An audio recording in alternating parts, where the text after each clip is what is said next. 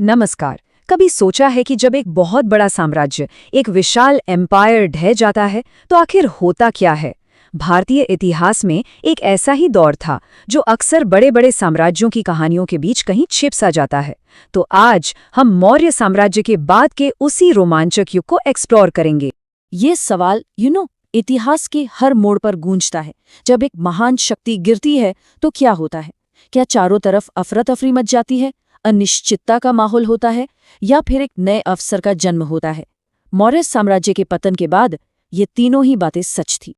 और हमारी कहानी यहीं से शुरू होती है। एक सैनिक विद्रोह, एक सम्राट की हत्या और एक विशाल साम्राज्य का दी एंड। ये सिर्फ एक घटना नहीं थी, बल्कि एक ऐसा टर्निंग पॉइंट था जिसने भारतीय उपमहाद्वीप की तकदीर हमेशा के लिए बदल दी। तो चलिए इस सफर पर निकलते हैं। हम देखेंगे कि कैसे मौर्यों के पतन के बाद एक नए राजवंश का उदय हुआ, उन्होंने विदेशी आक्रमणों को कैसे रोका और कैसे एक ऐसे कल्चरल रिवाइवल की नींव रखी जो आने वाले स्वर्ण युग का आधार बनी। तो चलिए शुरू करते हैं। मौर्य साम्राज्य के पतन के बाद भारत आखिर दिखता कैसा था? जरा कल्पना कीजिए, एक विशाल साम्राज्य जो सदियों से उपमहाद्वीप को एक साथ बांधे हुए था, वो अचानक बिखर जाता है। हर तरफ छोटे छोटे राज्य सिर उठाने लगते हैं और उत्तर पश्चिम की सीमाओं पर विदेशी हमलावर दस्तक दे रहे हैं। ये एक ऐसा पावर वैक्यूम था जिसे भरने के लिए कोई आगे नहीं आ रहा था। और इसी अराजकता, इसी केओस के बीच से एक नई शक्ति का उदय हुआ, शुंग राजवंश। और सबसे चौंकाने वाली बात ये थी कि ये बदलाव किसी बाहरी ताकत ने नहीं, बल्कि साम्राज्य के भीतर से ही किया था। पुष्यमित्र शुंग कोई विदेशी हमलावर नहीं था, वो मौर्य सेना का ही मुख्य सेनापति था।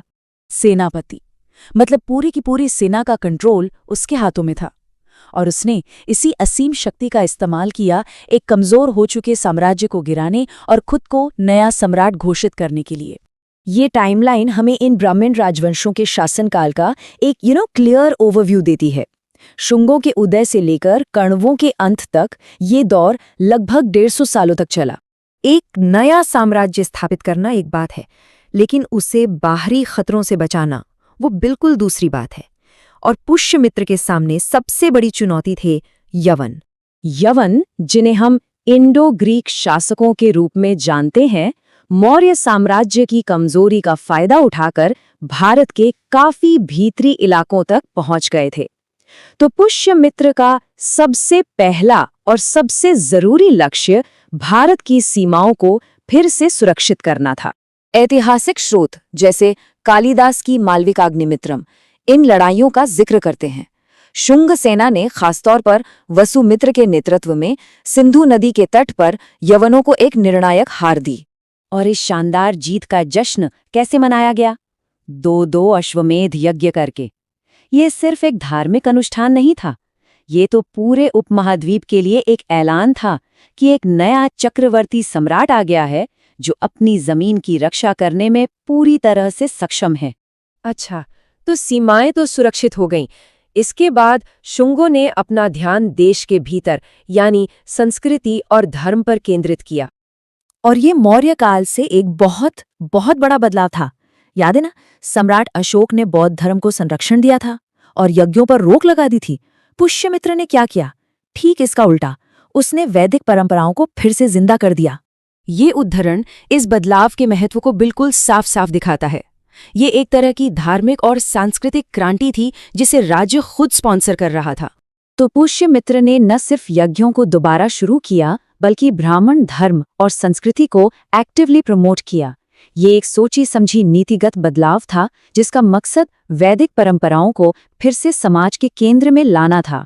तो कुल मिलाकर शुंग युग सिर्फ सैन्य जीतों और धार्मिक पुनरुत्थान के बारे में ही नहीं था। ये एक ऐसा समय भी था जब पतंजलि ने महाभाष्य जैसा महान ग्रंथ लिखा और भरहुत और सांची में कमाल की कला का विकास हुआ। मतलब ये सच में एक ऑलराउंड डेवलपमेंट का दौर था। अब सबसे जरूरी सवाल, इन राजवंशों का आखिर लॉन्ग टर्म इम्पैक्ट क्या था? शुंगों के बाद कण्व और दक्षिण में सातवाहन जैसे ब्राह्मण राजवंशों ने इस विरासत को आगे बढ़ाया। उन्होंने न सिर्फ विदेशी हमलावरों से देश को सुरक्षित रखा बल्कि उस सांस्कृतिक पुनरुत्थान को भी जारी रखा जिसकी शुरुआत शुंगों ने की थी। ये टेबल हमें इस युग के मुख्य खिलाड़ियों का एक क्विक स्नैपशॉट देती है। शुंग, कण्व और सातवाहन, इन तीनों ने मिलकर करीब 2 सदियों तक भारत के एक बड़े हिस्से को राजनीतिक स्थिरता और सांस्कृतिक समृद्धि दी। और शायद यही इस पूरे दौर का सबसे बड़ा टेकअवे है। शुंग और उनके उत्तराधिकारियों ने जो स्थिरता और सांस्कृतिक चेतना पैदा की, वही वो नींव थी जिस पर कुछ सदियों बाद गुप्त साम्राज्य का स्वर्ण युग खड़ा हुआ। एक तरह से वे उस स्वर्ण युग के आर्किटेक्ट थे। ये एक सोचने वाली बात है ना? इतिहास अक्सर प्रसिद्ध युगों को याद रखता है, लेकिन उन गुमनाम दौरों को भूल जाता है जो उस प्रसिद्धि की नींव रखते हैं। शायद इन ब्राह्मण राजवंशों के बिना भारत का स्वर्ण युग वैसा होता ही नहीं जैसा हम उसे जानते हैं। लहरों से डरकर नौका पार नहीं होती, कोशिश करने वालों की हार नहीं होती। नन्ही चींटी जब दाना लेकर चलती है, चढ़ती दीवारों पर 100 बार फिसलती है। मन का विश्वास रगों में साहस भरता है। चढ़कर गिरना, गिरकर चढ़ना न अखरता है। आखिर उसकी मेहनत बेकार नहीं होती। कोशिश करने वालों की हार नहीं होती। डुबकियां सिंधु में गोताखोर लगाता है, जा जाकर खाली हाथ लौट कर आता है, मिलते नहीं। सहज ही मोंती गहरे पानी में, बढ़ता दुगना उत्साह इसी हैरानी में। मुट्ठी उसकी खाली हर बार नहीं होती। कोशिश करने वालों की हार नहीं होती। असफलता एक चुनौती है, इसे स्वीकार करो। क्या कमी रह गई देखो और सुधार करो। जब तक ना सफल हो, नींद चैन को त्यागो तुम। संघर्ष का मैदान छोड़कर मत भागो तुम।